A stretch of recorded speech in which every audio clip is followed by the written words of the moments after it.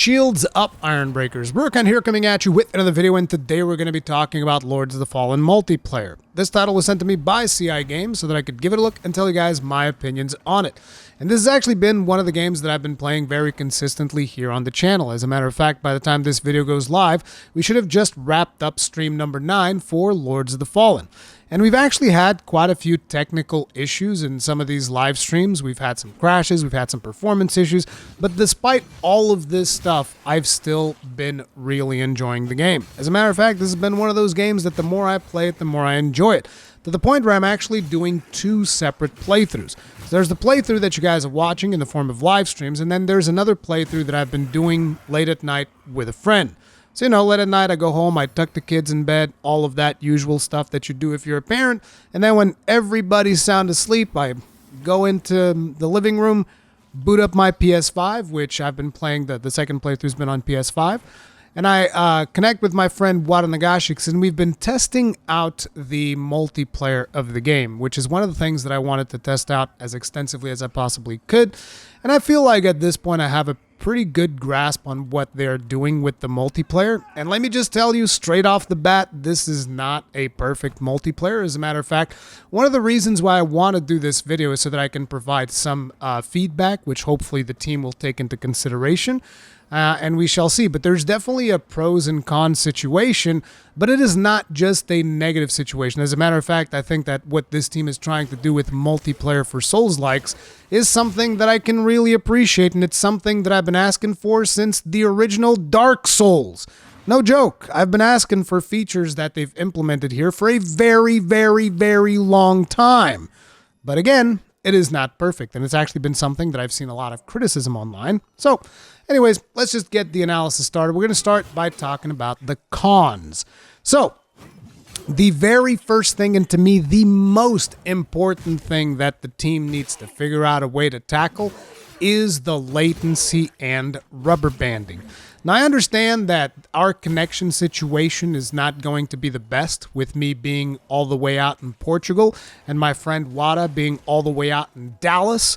So it's like he's in central North America and I'm all the way on, the western edge of Europe. So I'm a little bit closer to the US, but there's still like a whole ass ocean in between us, right? So some latency is to be expected, but latency in this game is actually much worse than what I've experienced in other multiplayer games. I believe that the team has a lot of work to do in regards to netcode, because the problem here is even small attacks from like some of the most meaningless enemies. I'm talking like when you go into Umbral and there's these little dudes that keep spawning, like the most basic zombie enemy in the game that has a hole in his face. Those dudes, they have like this one attack that they do that consists of like 3 consecutive hits. And usually if they tap you once, and you're playing in single player, right? They tap you once with one of those hits, you just dodge away. You're not going to get hit by all the other ones.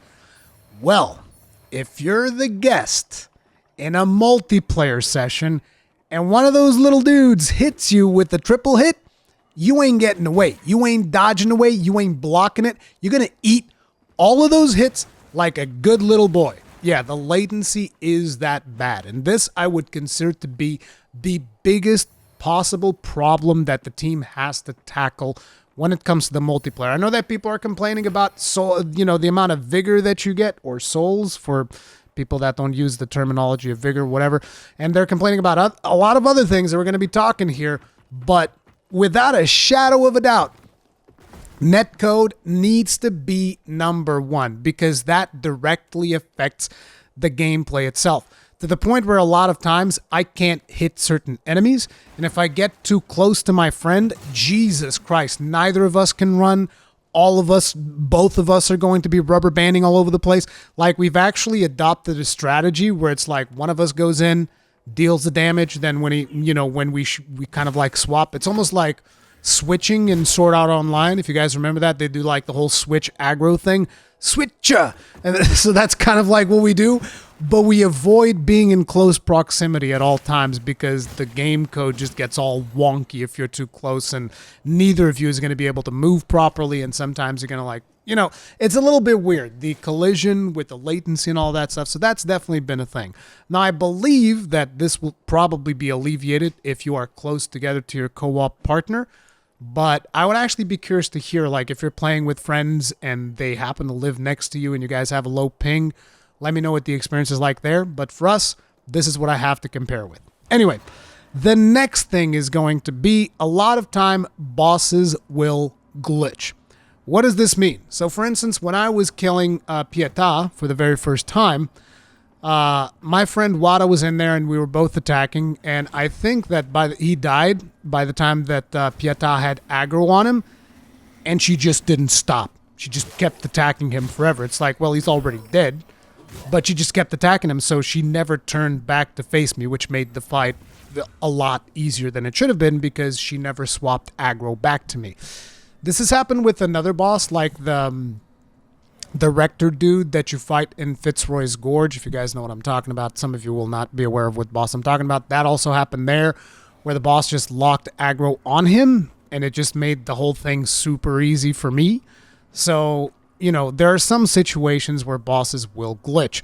Another thing is bosses are going to be much easier, but to be honest, this is kind of like an unfair thing to bring up because any Souls-like that has co-op, whenever you go into co-op with the bosses' difficulty is usually trivialized. It's just a point that I'm bringing up because I think it's also important that we are aware of this. Like, this is not necessarily something that I would recommend for a first playthrough, but to each their own. If you want to do a first playthrough, that is going to feel much easier.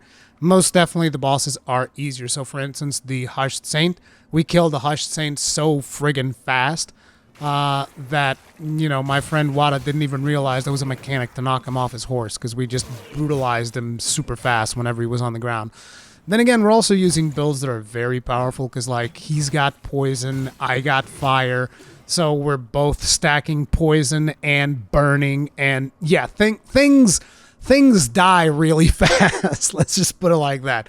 But on top of it, bosses are made considerably easier by using co-op. But again, this is to be expected, so it's whatever. Now, I'd like to address one of the community's complaints, which is you get a lot less Vigor than the host does if you are the guest. Vigor is the same currency that you would get in a Souls game. It would be like getting souls. So the community has said that you get a third of the souls. So we haven't really compared this because I haven't really paid that much attention to it. But I believe you probably get less Vigor. And to be honest, you should get less Vigor. And the reasoning behind why you should get less Vigor is because in the way that they currently have implemented co-op in the game, the guest has there's no risk. What does that mean? The guest never loses souls. You can die as many times as you want. You never lose your Vigor. So, with the situation that you don't lose souls, you need to have a penalty to kind of like balance it out. So, because you don't lose souls, that also means you get less souls. Now, personally, and this is where we start getting into a point that I'd like to address some feedback. I think it'd be much more interesting if the guest dies, he also loses his Vigor. And that way you can balance things out and be like, okay, well, now you're putting your Vigor on the line as well. So therefore, if you die, you lose Vigor. But this also means that we can up the amount of Vigor that you can get from multiplayer. I think that would be a much more interesting scenario for co-op, especially because whenever you're doing co-op, if the guest has nothing to lose, and you are actually in voice comms with the host, you guys can just decide, hey, I don't know if that's safe or not. Why don't you go try it? And it's like, yep, I got nothing to lose, so who cares? You just send the guest on suicide missions all the time. There's nothing to lose. So that would be a situation that I would definitely I think it should be more interesting if the guest dies, they lose their Vigor just like the host, and both of you need to recover, each other's Vigor or something like that. Whatever. You guys get the point. I'm just saying there needs to be risk there, and that way you can increase the amount of Vigor that the players get. Now, the other point of contention is you can't pick up items from the host's world. Now, this, I think, is definitely a problem that has a super easy solution And I understand that in a lot of situations, developers are going to be like, oh, but then people are going to go back to their game. And if they, if they have the items from the host, then they go back to their game and now they have twice the amount of items. It's like, look, let me just break it down for you. Okay. It is super easy to dupe items in these games. Okay. It is like, I don't engage in duping items when it comes to this because I don't think that's fun. But it is super, like, look, anybody that wants to dupe items in these games, they're going to figure it out.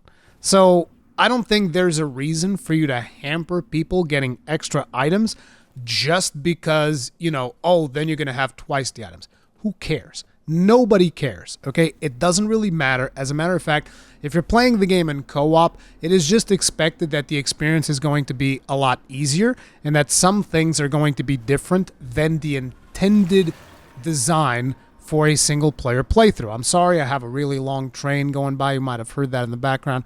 But anyway, I don't really see this as a big problem, even if somebody gets twice the items. I think that's fine.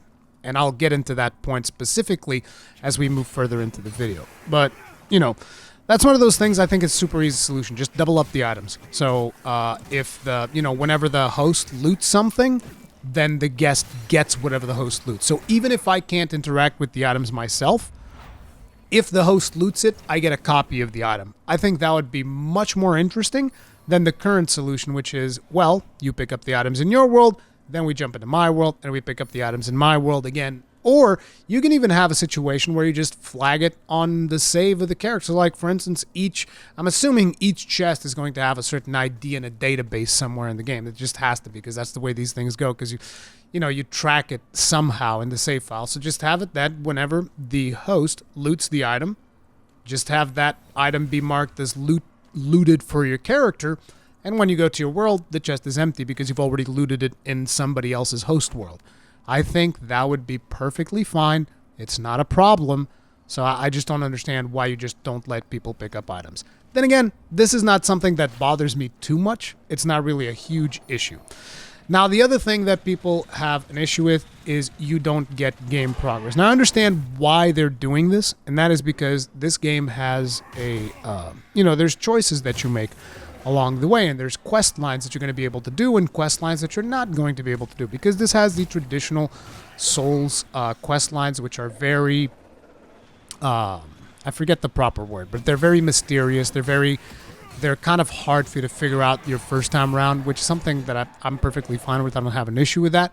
But what that means is that different players are going to have different outcomes, and I can understand people being like, well, we want the host to have their experience, and the guest can follow along their experience, and then the guest can go to back to their world and have their own experience with the quest lines. And I think that a solution here would be just make that an option and make the players aware what they're choosing. So you can, when you jump into a host's world, just have it be like, hey, do you want to, share the progress of the host? And just have that be an option. And it's like, yep, I want to share the progress. I don't care about my story or whatever. Just have me progress the game at the same pace as the host. Boom. Now, the problem is, in order to implement this, you have to also implement the other solution that I talked about in regards to, you need to actually get the same amount of vigor as the host, because otherwise you're going to be constantly under-leveled, and then you get to your world and you're like, oh, this sucks. I need to go grind. I still think it's preferable to do it that way, as in, oh, this sucks. I need to go grind. I still think that's preferable than not giving players the option to progress together. But again, the progress thing doesn't really bother me too much, because in a way we've kind of accepted that this is the way that it works. So whenever I've been doing co-op playthroughs with friends and Soulslikes, I've always accepted that it's like, okay, so we do the boss for you, then we do the boss for me, then we do the boss for you, then we do the boss for me. This is usually how it goes. So me and my friend, we don't really have a huge problem here, but I understand that people want that seamless co-op experience, which is why I suggest just give players the option. Now, for us, it's not a huge issue, because once we've been through a level once, both of us start to know the level much better, which then means getting through the level a second time around is super fast. You just kind of like skipped all of the things that you want to go get all of the items that you want to go get, and go straight to the boss, kill it, move on. So it's not a huge thing, but it is definitely something that I feel like could definitely evolve the co-op experience going forward. So I also have here written down in my notes, eventually you need to go back to your own world, which is the whole situation with the game doesn't progress.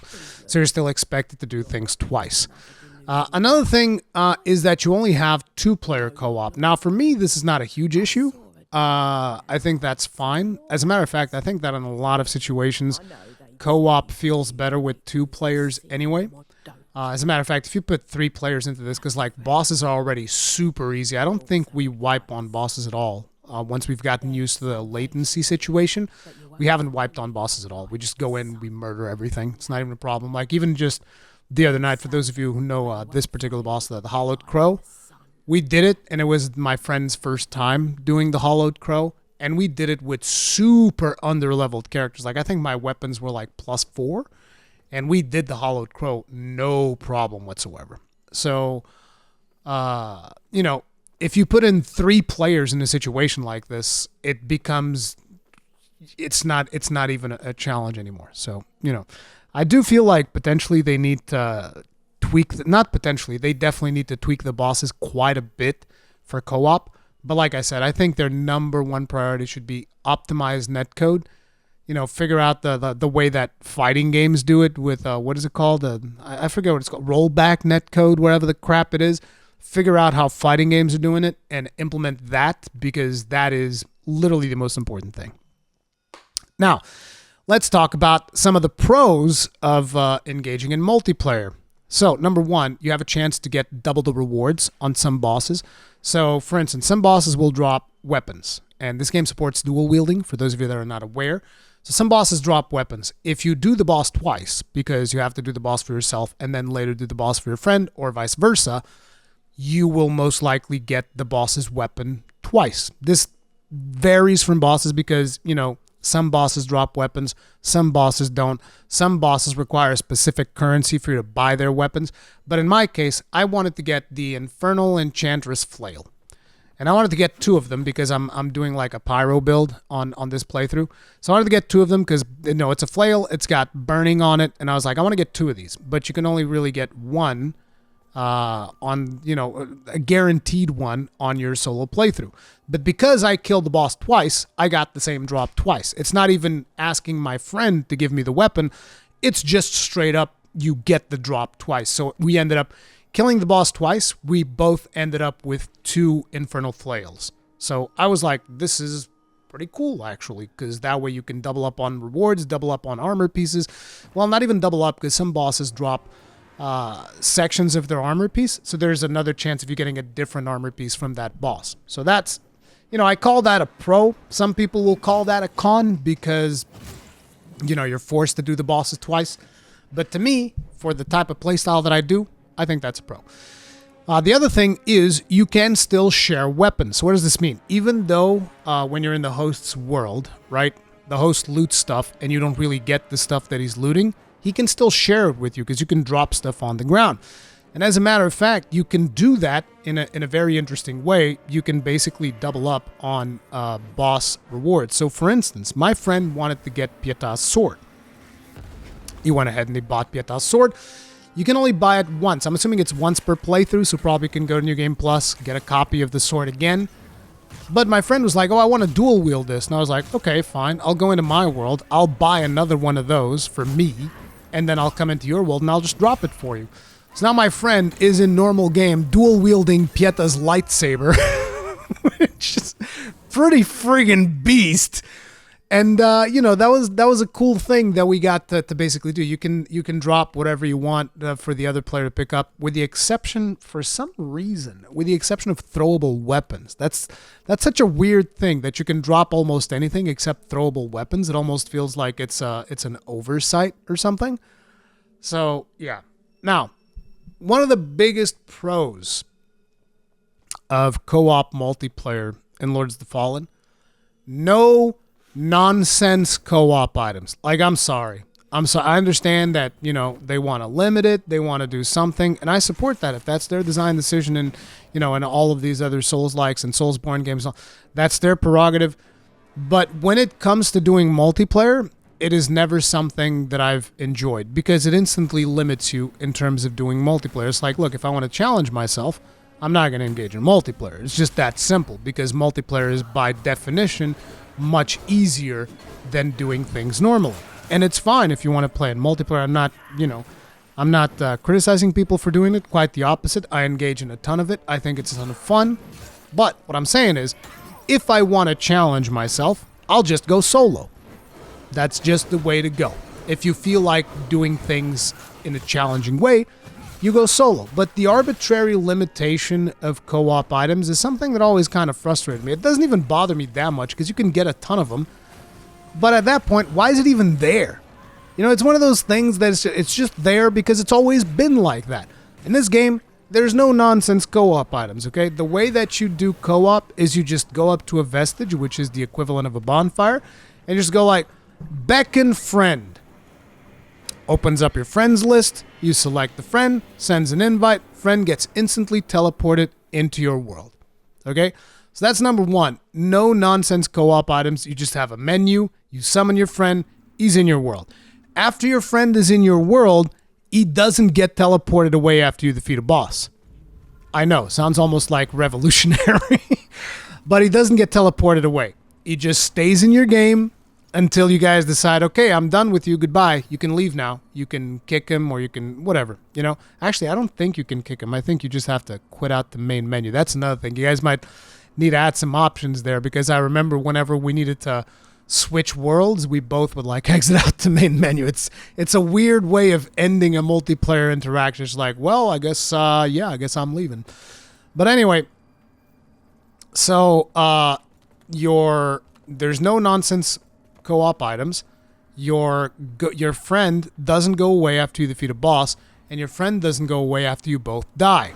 So the way that death works is the guest can die as often as you guys want. If the guest dies, you can resurrect him by using one of your Sanguinatrix charges, which is the equivalent of an Estus Flask. So you consume one of your heals, basically, and you can resurrect the guest at full health. The guest does not get to go to Umbral when they die. So, if you die in Axiom, you're still dead. You have to get resurrected by the host. If the host dies, you both go to Umbral, and, the usual Umbral rules apply.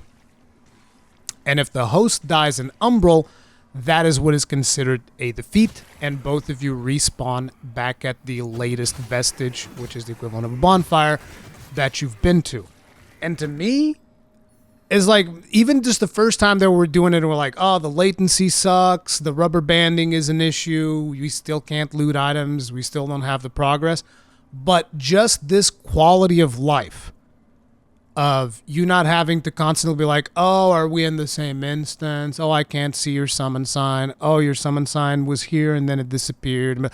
Just the convenience of being like, beckon friend in the game. Okay, we killed the boss. You don't go away? Oh my God. What do you mean you don't leave after we kill a boss? We can just keep playing? No. That was amazing. That was just, I understand that this is the bare minimum, but the interesting thing is we've never had the bare minimum. I don't know if there's another Souls-like that does co-op like this. I mean, I'm assuming people are going to probably bring up, well, Elden Ring with seamless co-op mod. I mean, baseline game without mods. I don't think there's another Souls-like that does co-op like this. I could be wrong. I mean, if you consider Remnant 2 to be a Souls-like, they do this, which is also really good. Remnant 2 is another friggin' fantastic game, but, in terms of the control of the world, the host controls everything. So the host controls when you are in Axiom and when you are in Umbral. The guest can't really do anything like that. The guest can't trigger shortcuts. The host has to trigger all of the shortcuts, but the guest can interact with platforming puzzles in Umbral. So you can pull stuff and do all of that usual stuff that you can do whenever you're in Umbral, which I thought was pretty cool because you can still help out your friends. Now, usually the way that me and my friend play is because I'm significantly ahead of him in the playthrough. What we do is I just let him figure stuff out, and I'm just along for the ride most of the time. And then the other thing that the host also controls is the world progression, naturally, so which quests you advance. You can't really interact with NPCs in a way that advances quests. Only the host can do that. You can interact with NPCs. I'll talk more about that in a bit. So the host controls the progression of the world.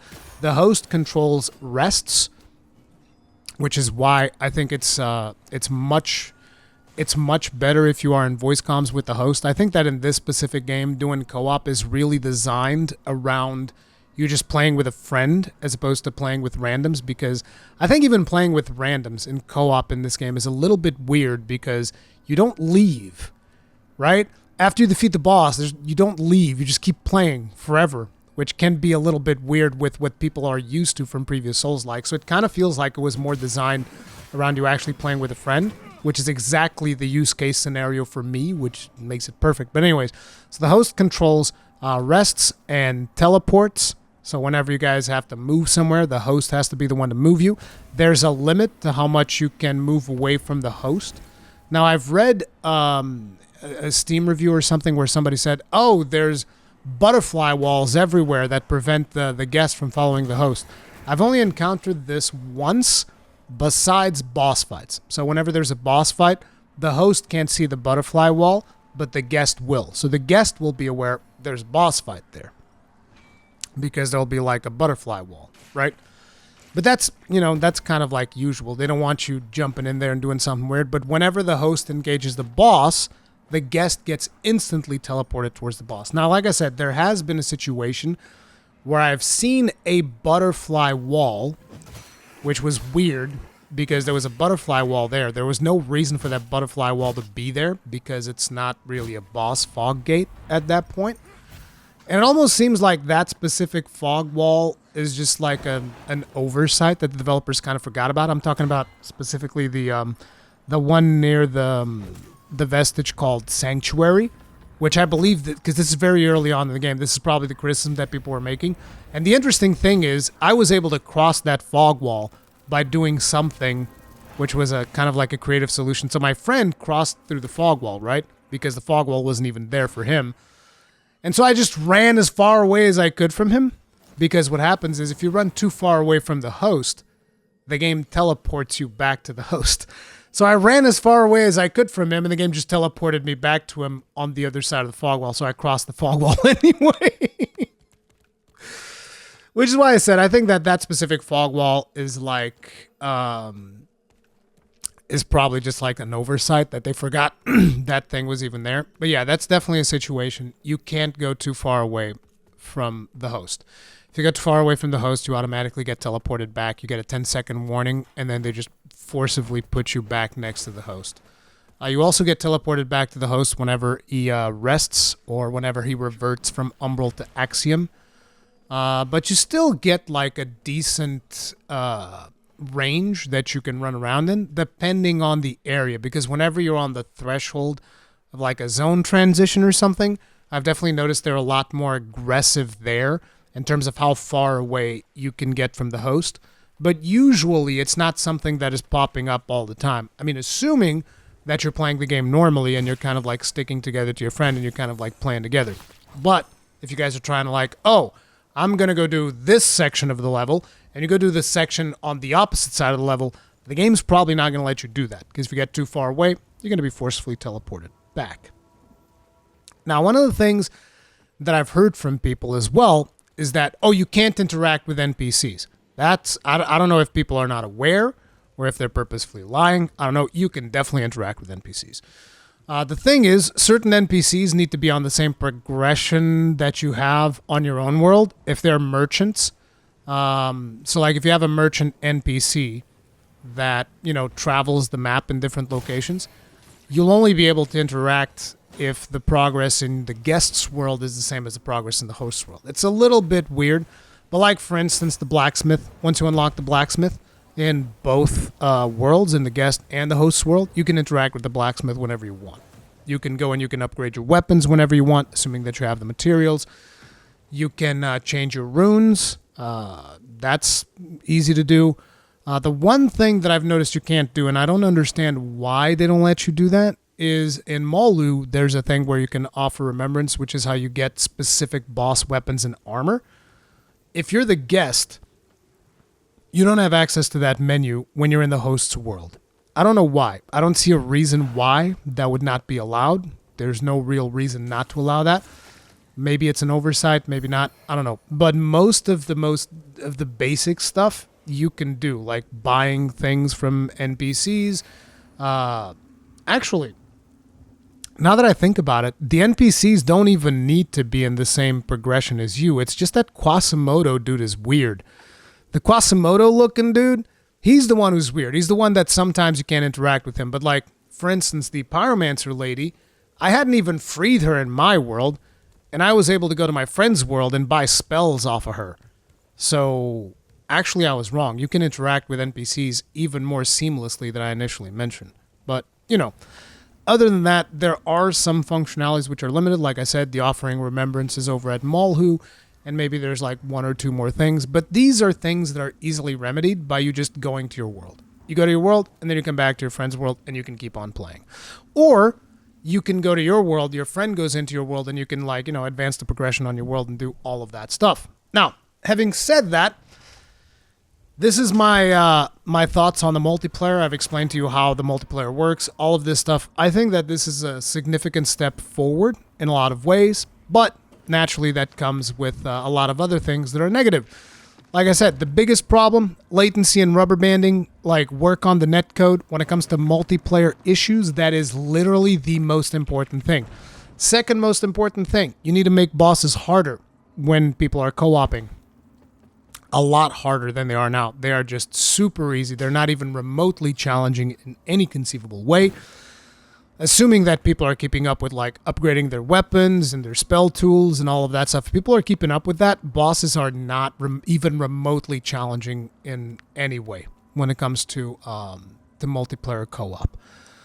And the other thing is naturally the bosses that glitched, which we had a couple of times where once the guest dies, they just stay on the guest forever. They keep attacking the guest. They never turn back and attack the host again, which again just makes bosses way too easy. Doesn't really make a whole lot of sense. Like I said, the Rector guy, I didn't even have to do anything to kill him. I was just like literally standing next to him, spamming R1, and he was just strafing around my friend. He wasn't even attacking. He was just strafing around him, waiting for my friend to resurrect. And I was like, I'm not going to resurrect him. You're just looking at him. I'm going to kill you. So, you know, there's a lot of things that they still need to figure out. But definitely the whole situation of you can just invite a friend into the game. The friend stays after you defeating bosses. The friend stays after both of you wipe. That to me was just such a good quality of life thing. Because whenever you're planning, let's say you're planning an evening with a friend and you want to play a Souls game.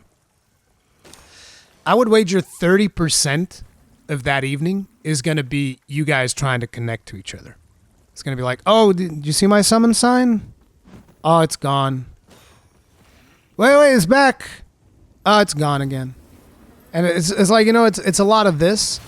And in this game, that just doesn't happen. You're just like, yep, I'm there. We're progressing. We're doing stuff. It's more time spent playing, less time spent trying to figure out the mystical Japanese mathematics of jumping into each other's worlds. That's all I'm saying. And, you know, again, as a huge fan of Soulsborne games, Souls-likes in general, all of that good stuff, I'm happy that they've taken this step, and I hope that they improve on it significantly. And I'll tell you guys what. From the conversations that I've had with the team and the speed at which I've seen them patch the game, I wouldn't be surprised if they improved on this significantly, which is something that I'm looking very much forward to seeing. But anyways, that's going to be it for this video. Let me know what you guys think about multiplayer in Lords of the Fallen. Oh yeah, I guess I forgot to mention that also they've turned off cross-platform play, which was initially planned. But because they're patching the game at such a rapid pace, they can't keep up with the patch cadence on consoles, because whenever it comes to Steam, they can just patch the game. Whenever it comes to PlayStation and Xbox, it has to go through a certification process in order to actually get implemented, and that slows patches down in console. So PC version's always going to be a couple of patches ahead, which makes it impossible for them to do cross-platform play for now.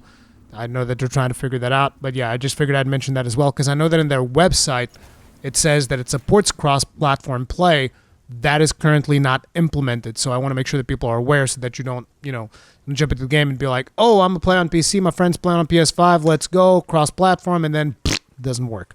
That's one of the reasons why one of my save files is on PS5 and the other save file is on PC, because I've been playing on PC, but in order to play with my friend, I need to play on PS5.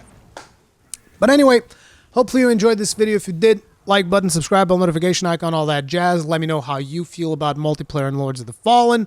Thank you very much for watching, and I'll see you guys in the next one. Stay strong, stay safe. Peace out.